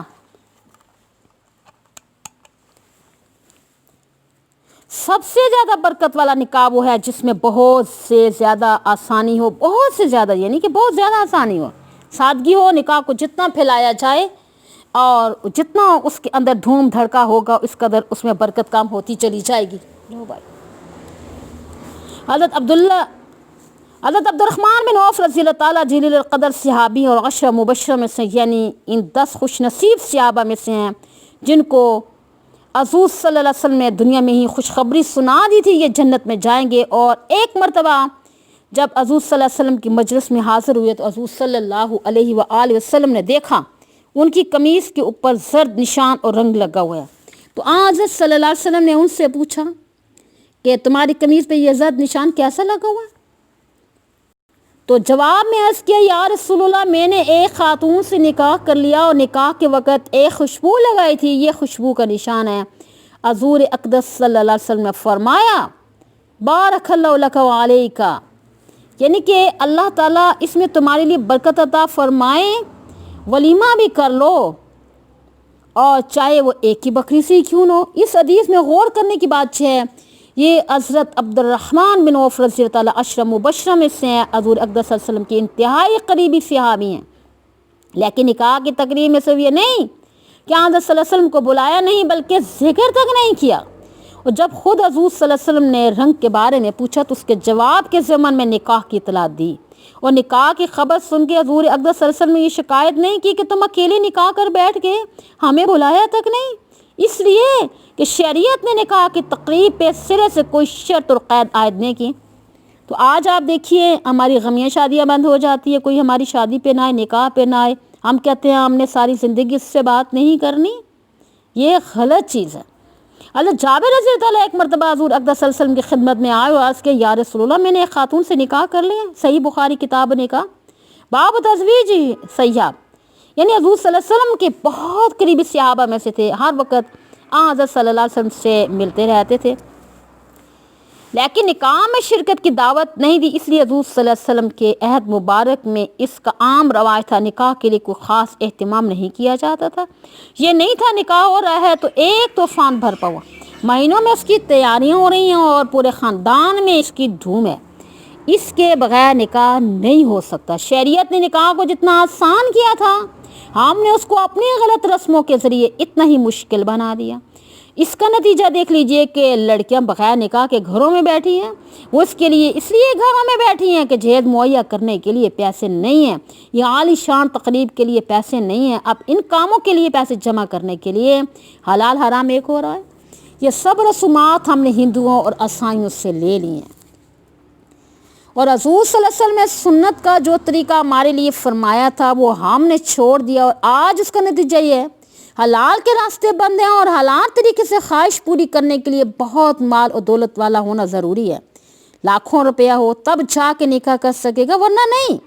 اور دوسری طرف حرام کے ذریعے جو ہوگا، یعنی کہ حرام کمائے گا، چاروں طرف چوپٹ کھلے گی، جب چاہے جس طرف چاہے پوری کر لے، دن رات گھر میں ٹی وی چل رہے ہیں، فلمیں آ رہی ہیں، اس کے ذریعے نفسانی خواہشات، شہوانی جذبات کو برانگیختہ کیا جا رہا ہے، اس کو بھڑکایا جا رہا ہے۔ اگر بازار میں نکلو تو آنکھوں کو پناہ ملنی مشکل ہے، اس کے نتیجے میں فحاشی، عریانی، بے غیرتی، بے حیائی، بے پردگی کی لعنت مسلط ہو رہی ہے۔ لہٰذا ان رسومات نے ہمارے معاشرے کو تباہی کے کنارے پہ پہنچا دیا ہے۔ اس معاملے میں سب سے زیادہ ذمہ داری ان لوگوں پر عائد ہوتی ہے جو کھاتے پیتے امیر اور دولت مند گھرانے کہلاتے ہیں۔ اس عذاب سے نجات اس وقت تک نہیں ہو سکتی جب تک کھانے پینے اور امیر کہلانے والے لوگ اس بات کا اقدام نہ کریں کہ ہم اپنے خاندان میں شادیاں نکاح سادگی کے ساتھ کریں گے اور ان غلط رسموں کو ختم کریں گے، اس وقت تک تبدیلی نہیں آئے گی۔ اس لیے غریب آدمی تو یہ سوچتا ہے نا، مجھے اپنی سفید پوشی برقرار رکھتے ہوئے اپنی ناک اونچی رکھنے کے لیے مجھے یہ کام کرنا ہی ہے، اس کے بغیر میرا گزارا نہیں ہوگا۔ اگر لڑکی کو جہیز نہیں دیں گے تو سسرال والے طعنہ دیں گے تو کیا لے کر آئی ہے؟ تو آج جہیز کو شادی کا ایک لازمی حصہ سمجھ لیا گیا۔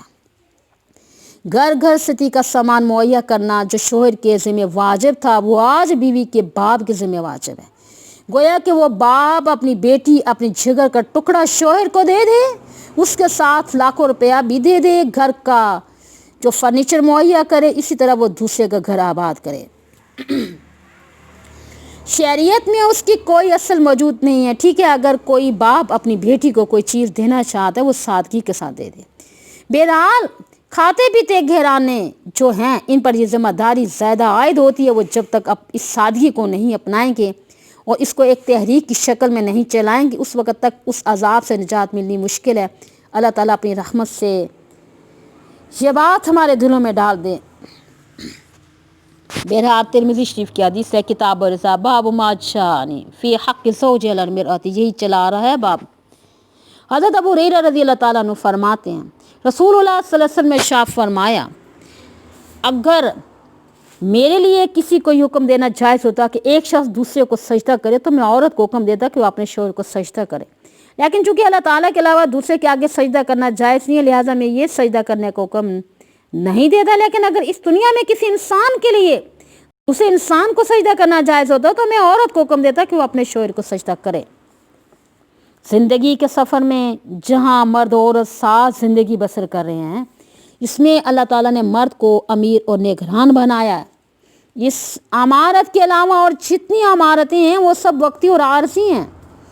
आज एक आदमी अमीर और हाकिम बन गया या मुल्क का बादशाह बना दिया गया, लेकिन उसकी हाकमियत और बादशाहत और अमारत एक मखसूस वक्त तक के लिए, कल तक हाकिम और अमीर बना हुआ था और आज वो जेल खाने में है।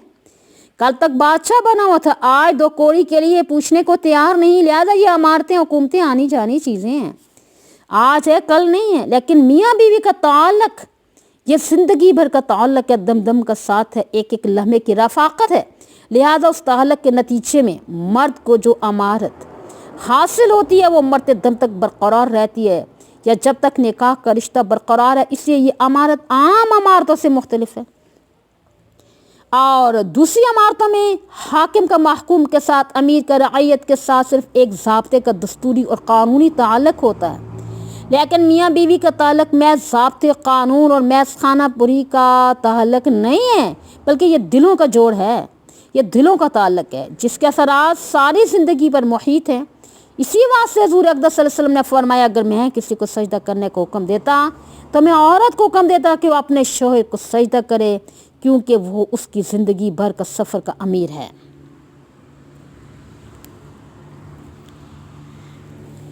सबसे ज़्यादा काबिल मोहब्बत हस्ती हज़ूर नबी अकरम सल्लल्लाहु अलैहि वसल्लम की सुन्नत है। हर शख्स को इसके फ़राइज़ की तरफ तवज्जो दिलाते हैं।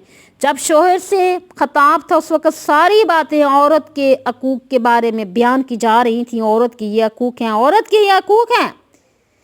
तो अब जब औरत से ख़ताब हो रहा है तो औरत को उसके फ़राइज़ की तरफ मतवज्जो किया जा रहा है। तुम्हें ये समझना चाहिए अल्लाह और अल्लाह के रसूल के बाद तुम्हारे लिए सबसे ज़्यादा काबिल एहतराम, सबसे ज़्यादा काबिल मोहब्बत हस्ती इस रोए ज़मीन में तुम्हारा शौहर है। जब तक ये बात नहीं समझोगी तो शौहर के हकूक़ सही तौर पर अदा नहीं कर पाओगी। अलबत्ता अल्लाह और अल्लाह के रसूल का हुक्म सब पर ज़रूरी है, उसको माने, उसकी इताअत की जाए। जब अल्लाह के रसूल को हुक्म आ जाए तो फिर न बाप की तहत, न माँ की तहत और न शौहर की तहत। लेकिन अल्लाह और अल्लाह के रसूल के बाद शौहर का दर्जा है, उसको खुश करने की फ़िक्र करो, उसके हकूक़ अदा करने की फ़िक्र करो, उसकी इताअत की फ़िक्र करो। तो आज हमारे दौर में हर चीज़ की अंदर उल्टी गंगा बहने लगी है। हज़रत क़ारी मोहम्मद तैयब साहब रहमतुल्लाह अलैहि फरमाया करते थे कि आज की तहज़ीब में हर चीज़ उल्टी हो गई है। यहाँ तक कि पहले चिराग तले अंधेरा हुआ करता था, अब तो बल्ब के ऊपर भी अंधेरा होता है। इस दर्जा उल्टी हो गई है कि घर के काम काज अगरचे शरन औरत के ज़िम्मे वाजिब ना हो, लेकिन हज़रत फ़ातिमा रज़ी अल्लाह तआला अन्हा की सुन्नत ज़रूर है। इसलिए हज़रत फ़ातिमा रज़ी अल्लाह तआला अन्हा का सारा काम खुद अपने हाथ से किया करती थी। दूसरी तरफ औरत को शौहर की ताहत का भी हुक्म दिया गया, उनकी ताहत करो। अब अगर औरत घर का काम काज करती है, अपने शौहर बच्चों के लिए खाना पकाती है, तो इस पर उसके लिए आला तरीन अजर व सवाब लिखा जाता है। लेकिन आज की उल्टी तहजीब का फैसला यह है कि औरत का घर में बैठना, घर का काम काज तो रुजत पसंदी और दक़यानूसियत और पुराना तरीका है। ये औरत को घर की चार दीवारी में कैद करना है। लेकिन अगर वही औरत हवाई जहाज़ में एयर होस्टेस बन के 400 आदमियों को खाना खिलाए, उनके सामने ट्रे सजा के ले जाए, 400 आदमियों की हौलनाक निगाहों का निशाना बने, एक शख्स उससे कोई खिदमत ले रहा है और दूसरा शख्स उससे कोई खिदमत ले रहा है, और बाज़ औक़ात बिला वजह खिदमत लेते हैं। कोई ख़ास ज़रूरत नहीं होती, किसी ने बैल बजा के उसको बुलाया और किसी से उससे कहा ये तकिया उठा के दे दो। उस खिदमत का नाम आज की जदीद तहज़ीब में आज़ादी है। अगर वही औरत घर में अपने शौहर, अपने बच्चों, अपने बहन भाइयों के लिए ये खिदमत अंजाम दे, उसका नाम दक़यानूसियत है, ये तरक्की के ख़िलाफ़ है। अगर वही औरत होटल में یعنی کہ ویٹرس بنی ہوئی ہے اور اس دن رات لوگوں کی خدمت انجام دے رہی ہے، کھانا کھلا رہی ہے، اور آزادی نسواں کا ایک حصہ ہے، اور وہ کسی کی سیکٹری بن جائے یا وہ عورت کسی کی، یعنی کہ اگر اس کے ساتھ آ جائے فوٹوگرافر بن جائے تو یہ آزادی ہے۔ اگر یہی عورت گھر کا کام گھر میں رہ کے اپنے شوہر اور بچوں کے اور ماں باپ کے لیے یہ کام کرے تو اس کو دقیانوسیت کا نام دے دیا گیا، خرد کا نام جنون رکھ دیا، خرد کا نام جنون رکھ دیا، جنون کا نام خرد، جو چاہے آپ کو حسن کشم ساز کریں۔ حضور صلی اللہ علیہ وسلم فرما رہے ہیں عورت کے ذمہ دنیا کے کسی فرد کی خدمت واجب نہیں کہ جب اس کے ذمہ کوئی ذمہ داری ہے اور نہ اس کے کندھوں پہ کسی کی ذمہ داری کا بوجھ ہے، تم ہر بوجھ ہر ذمہ داری سے آزاد ہو، لیکن صرف ایک بات ہے تم اپنے گھر میں قرار سے رہو، اپنے شوہر کی اطاعت کرو، اپنے بچوں کی تربیت کرو، یہ تمہارا فریضہ ہے، اس کے ذریعے تم قوم کی تعمیر کر رہی ہو، اس کی معمار بن رہی ہو۔ حضور صلی اللہ علیہ وسلم نے تمہیں عزت کا یہ مقام دیا تھا، اب تم میں سے جو چاہے اس عزت کے مقام کو اختیار کرے، جو چاہے ذلت کے مقام کو اختیار کرے جو آنکھوں سے نظر آ رہا ہے۔ حدیث سے ترمذی شریف میں حضرت ام سلمہ رضی اللہ تعالیٰ عنہ روایت کرتی ہیں، رسول اللہ صلی اللہ علیہ وسلم نے فرمایا جس عورت کا انتقال اس حالت میں ہو کہ اس کا شوہر اس سے خوش ہو تو وہ سیدھی جنت میں جائے گی۔ جی حضرت معاذ بن جبل رضی اللہ تعالیٰ سے روایت ہے، نبی اکرم صلی اللہ علیہ وسلم نے فرمایا کہ جب کبھی کوئی بیوی اپنے شوہر کو کوئی تکلیف پہنچاتی ہے اس لیے کہ بسا اوقات عورت کی طبیعت سلامتی کی حامل نہیں ہوتی، اس کی طبیعت میں فساد اور بگاڑ ہوتا ہے، اس فساد اور بگاڑ کے نتیجے میں اپنے شوہر کو تکلیف پہنچا رہی ہے تو اس کے شوہر کی جو بیویاں اللہ تبارک و تعالیٰ نے جنت میں حوروں کی شکل میں اس کے لیے مقدر فرمائی ہیں، وہ حوریں جنت میں اس دنیاوی بیوی سے خطاب کر کے کہتی ہیں تو اس کو تکلیف مت پہنچا، اسی لیے تمہارے پاس چند دن کا مہمان ہے اور قریب ہے وہ تم سے جدا ہو کر ہمارے پاس آ جائے۔ یہ بات حضور صلی اللہ علیہ وسلم فساد و طبیعت رکھنے والی بیوی کو متوجہ کر کے فرما رہے ہیں جو اپنے شوہر کو جو تکلیف پہنچا رہی ہو تم، اس سے اس کا کچھ نہیں بگڑتا، اس لیے کہ دنیا میں تو اس کا جو چاہو گی تکلیف پہنچاؤ گی، لیکن آخرت میں اللہ تبارک و تعالیٰ اس کا رشتہ ایسی حور عین کے ساتھ مقرر فرمائیں گے جو ان شوہروں سے اتنی محبت کرتی ہیں ان کے دل کو ابھی سے اس بات کی تکلیف ہو رہی ہے کہ دنیا میں ہمارے شوہر کے ساتھ یہ کیسا تکلیف پہنچانے والا معاملہ کیا جا رہا ہے۔ صحیح بخاری کتاب النکاح میں حدیث ہے، باب ما یبقى من شوم المرأۃ، حضرت اسامہ بن زید رضی اللہ عنہ فرماتے ہیں نبی اکرم صلی اللہ علیہ وسلم نے فرمایا میں نے اپنے بعد کوئی فتنہ ایسا نہیں دیکھا نہیں چھوڑا جو مردوں کے لیے زیادہ نقصان دہ ہو بنسبت عورتوں کے فتنے کے۔ عورتوں کا فتنہ اس دنیا میں مردوں کے لیے شدید تحریم فتنہ ہے۔ اس حدیث کی اگر تشریح لکھی جائے تو ایک ضخیم کتاب لکھی جا سکتی ہے جو عورتوں مردوں کے لیے کس کس طریقے سے فتنہ ہے، یعنی فتنہ کا معنی ہے نا آزمائش۔ اللہ تعالیٰ نے عورتوں کو اس دنیا میں مردوں کی آزمائش کے لیے مقرر فرمایا، یہ عورت کس کس طریقے سے آزمائش ہے، ایک مختصر مجلس میں اس کا احاطہ کرنا ممکن نہیں ہے۔ یہ عورت اس طریقے سے بھی آزمائش ہے جس طریقے سے حضرت یوسف علیہ السلام کے ساتھ پیش آئی، یعنی مرد کی طبیعت میں عورت کی طرف کشش کا ایک میلان رکھ دیا گیا، اب اس کے حلال راستے بھی بیان کر دیے اور حرام راستے بھی بیان کر دیے۔ اب آزمائش اس طرح ہے کہ یہ مرد حلال کا راستہ اختیار کرتا ہے یا حرام کا راستہ اختیار کرتا ہے، یہ مرد کے لیے سب سے بڑی آزمائش ہے۔ اس کے ذریعے دوسری آزمائش اس طرح ہے، یہ بیوی جو اس کے لیے حلال ہے اس کے ساتھ کیسا معاملہ کرتا ہے، اللہ اور اللہ کے رسول نے جیسا سلوک کرنے کو حکم دیا ہے ویسا سلوک کرتا ہے یا اس کی حق تلفی کرتا ہے۔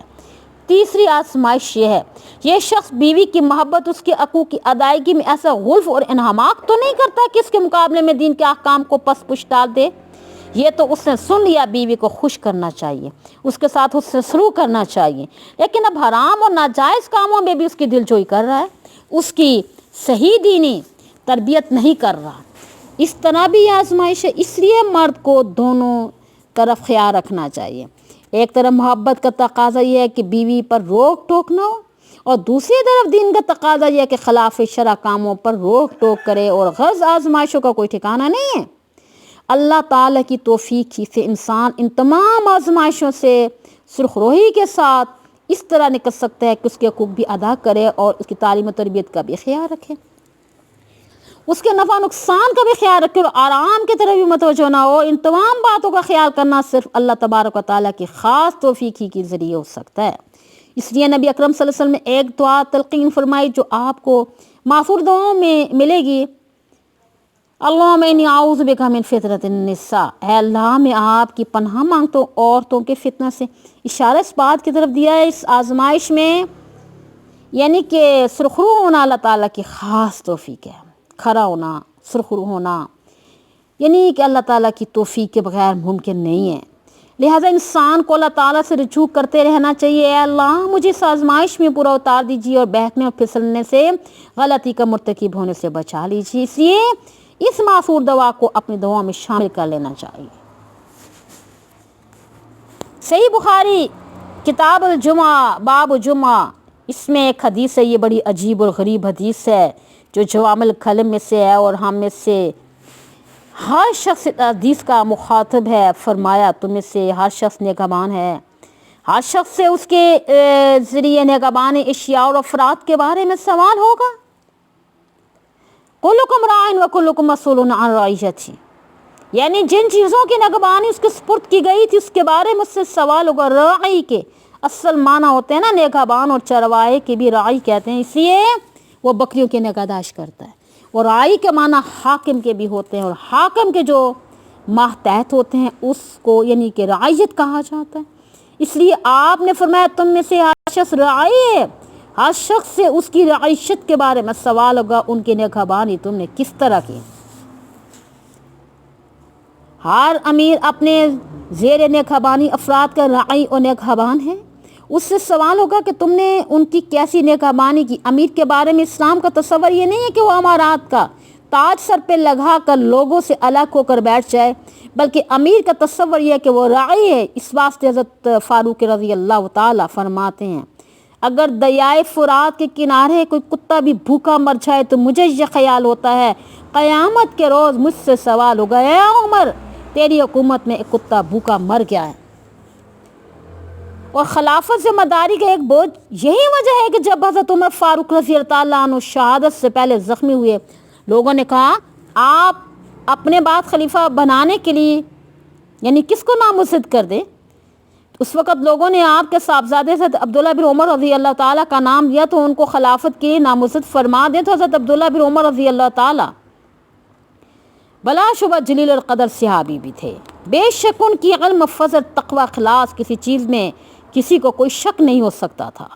جب لوگوں نے حضرت فاروق اعظم کے سامنے ان کے بیٹے کا نام لیا تو حضرت فاروق اعظم رضی اللہ تعالیٰ انہوں نے پہلے تو ایک جملہ یہ ارشاد فرمایا تم میرے بعد ایسے شخص کو مجھ سے خلیفہ نامزد کرانا چاہتے ہو جس کو اپنی بیوی کو طلاق دینا بھی نہیں آتا، جس کا واقعہ یہ کہ حضرت عبداللہ بن عمر رضی اللہ تعالیٰ نے حضور اقدس صلی اللہ علیہ وآلہ وسلم کہ اس زمانہ میں ایک مرتبہ اپنی اہلیہ کو ایسی حالت میں طلاق دے دی تھی کہ جب ان کی اہلیہ ماواری کی حالت میں تھی، اور ماواری کی حالت میں طلاق دینا جائز نہیں ہے، اور ان کو یہ مسئلہ معلوم نہیں تھا، اس لیے طلاق دے دی۔ بعد میں حضور صلی اللہ علیہ وسلم نے فرمایا اس طلاق سے رجوع کر لو، انہوں نے اس طلاق سے رجوع کر لیا۔ اس واقعے کی طرف حضرت فاروق اعظم رضی اللہ تعالیٰ نے اشارہ فرمایا تو مجھ سے ایسے شخص کے خلیفہ بنوانا چاہتے ہو جس سے اپنی بیوی کو طلاق دینا بھی نہیں آتی، میں اس کو کیسے خلیفہ بنا دوں؟ لوگوں نے پھر اصرار کیا، کہا حضرت وہ قصہ تو آیا گیا ہو گیا نا، مسئلہ معلوم نہ ہونے کی وجہ سے انہوں نے ایسا کر لیا تھا، اس واقعے کی وجہ سے وہ خلافت کی اہلیت سے نہیں نکلے بلکہ وہ اس کے اہل ہیں، آپ ان کو بنا دیں۔ اس کے جواب میں جو جملہ حضرت فاروق اعظم رضی اللہ تعالیٰ نے ارشاد فرمایا وہ یاد رکھنے کی قابل ہے۔ فرمایا اصل بات یہ ہے خلافت کا پھندا خطاب کی اولاد میں سے ایک ہی شخص کے گلے میں پڑ گیا تو کافی ہے، اب میں اپنے خاندان میں کسی اور فرد کے گلے میں یہ پھندا ڈالنا نہیں چاہتا۔ اس لیے یہ امارت اور خلافت در حقیقت ذمہ داری کا بہت بڑا بوجھ ہے، اور آخرت میں جب اللہ تعالیٰ کے سامنے جا کے حساب و کتاب دوں تو اگر برابر سرابر بھی چھوٹ جاؤں تو بہت غنیمت سمجھوں گا۔ یہ ہے امیر کا تصور اور اس کے راعی ہونے کا تصور، اس نے اس امارت کے حق کو کیسے ادا کیا۔ اور آگے فرمایا یعنی مرد اپنے گھر والوں کا راعی اور نگہبان ہے، گھر والوں میں بیوی بچے جو اس کے ماتحت ہیں، جس فیملی کا وہ سربراہ ہے وہ سب آگے ہیں.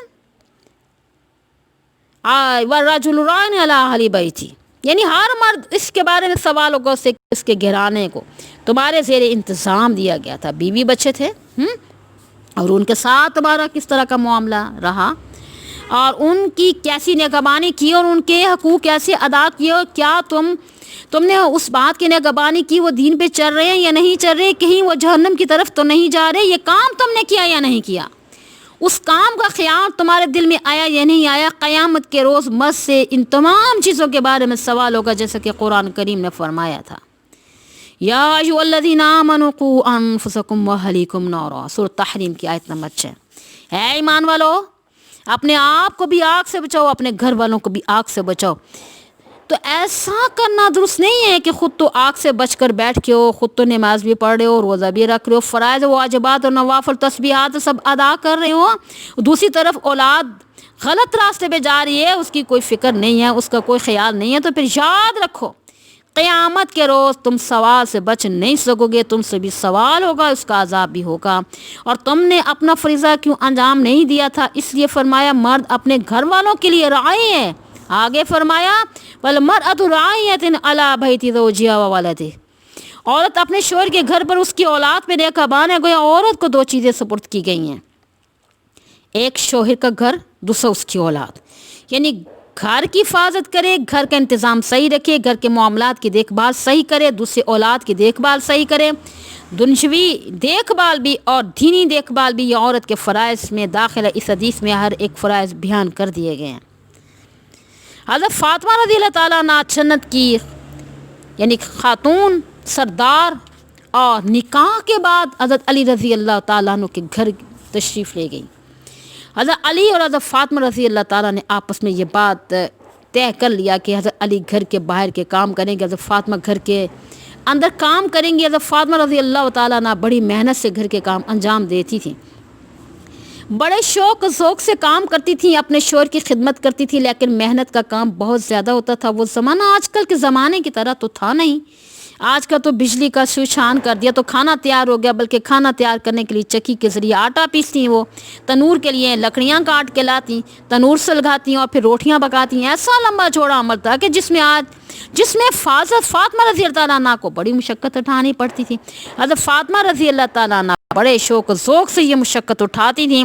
لیکن جب غزوہ خیبر کے موقع پہ حضور صلی اللہ علیہ وسلم کے پاس بہت مال غنیمت آیا، اس مال غنیمت میں غلام اور باندیاں بھی تھیں. حضور صلی اللہ علیہ وسلم صحابہ کرام میں ان کو تقسیم کرنا شروع کر دیا. حضرت فاطمہ رضی اللہ تعالیٰ عنہ سے کسی نے کہا آپ ہی جا کے حضور صلی اللہ علیہ وسلم سے کہہ دیں کہ ایک کنیز اور باندی آپ کو بھی دے دیں. جی حضرت فاطمہ رضی اللہ تعالیٰ عنہ حضرت عائشہ صدیقہ رضی اللہ تعالیٰ عنہ کے گھر میں حاضر ہوئی اور ان سے کہا حضرت آپ حضور صلی اللہ علیہ وسلم سے کہیں کہ چکی پیستے پیستے میرے ہاتھوں میں گھڑے پڑ گئے ہیں، پانی کی مشک اٹھاتے اٹھاتے سینے پہ نیل پڑ گئے ہیں.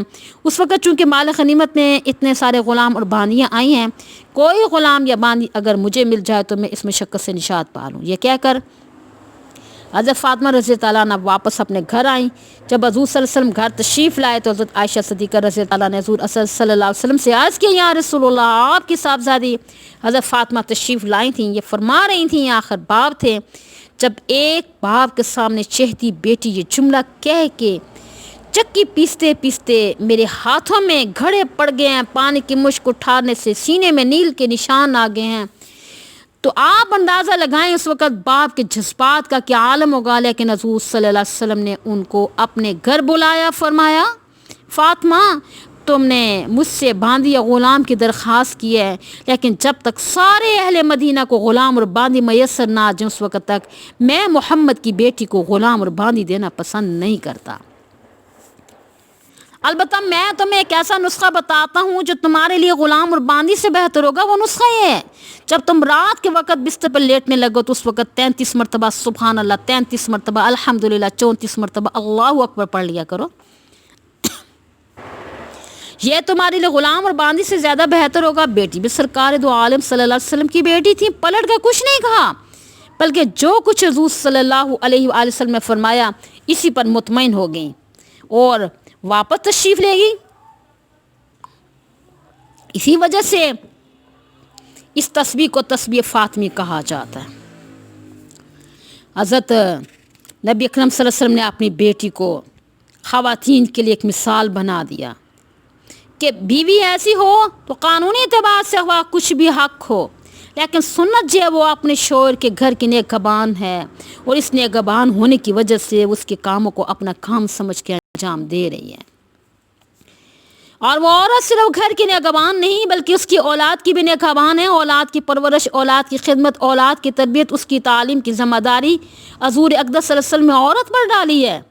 اگر اولاد کی تربیت صحیح نہیں ہو رہی تو ان کے اندر اسلامی آداب نہیں آ رہے تو اس کے بارے میں پہلے عورت سے سوال ہوگا، بعد میں مرد سے ہوگا۔ اس لیے ان چیزوں کی پہلی ذمہ داری عورت کی ہے۔ لہٰذا عورت سے سوال ہوگا، تمہاری گود میں پلنے والے بچوں میں دین اور ایمان کیوں نہیں پیدا ہوا؟ ان کے دلوں میں اسلامی آداب کیوں نہیں پیدا ہوئی؟ اس لیے حضور اقدس صلی اللہ علیہ وآلہ وسلم نے فرمایا عورت سے شوہر کے گھر، اس کی اولاد کے بارے میں سوال ہوگا۔ آگے پھر دوبارہ وہی جملہ دہرایا، کلکم راعٍ و کلکم مسئول عن رعیتہ، تم میں سے ہر شخص راعی ہے اور ہر شخص سے اس کی زیر رعایت چیزوں کے بارے میں سوال ہوگا۔ اللہ تعالیٰ اپنی رحمت سے ہم سب کو ان فرائض کے سمجھنے، ان پہ عمل کرنے کی توفیق عطا فرمائے، آمین۔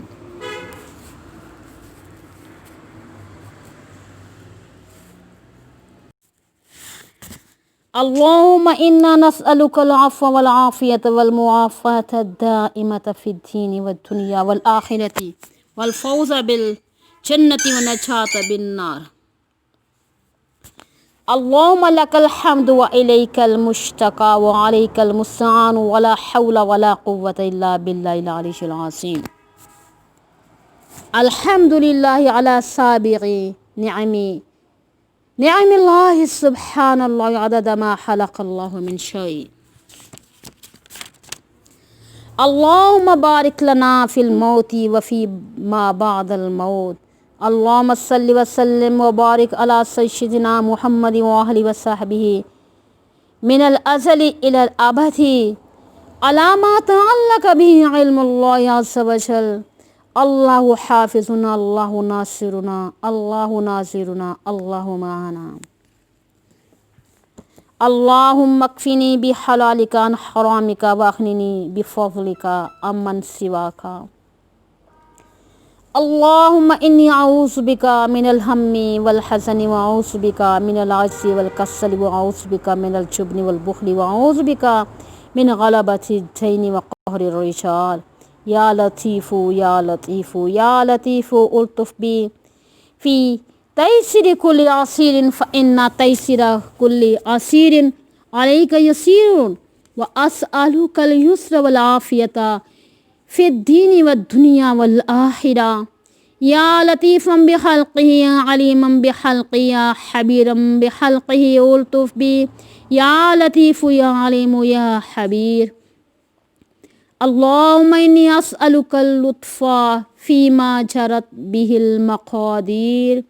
اللہم احسن عاقبتنا فی الامور کلها واجرنا من خزي الدنیا وعذاب الآخرہ۔ اللہم اعتق رقابنا ورقاب آبائنا وامہاتنا واخواننا واولادنا من النار یا ذا الجود والکرم۔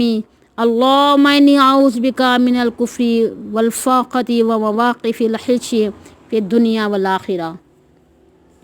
اللہم انی اسألک رضاک والجنۃ واعوذ بک من سخطک وغضبک والنار۔ اللہم استرنا بسترک الجمیل۔ سبحان ربک رب العزۃ عما یصفون والسلام علی المرسلین والحمد للہ رب العالمین۔ وآخر دعوانا ان الحمد للہ رب العالمین۔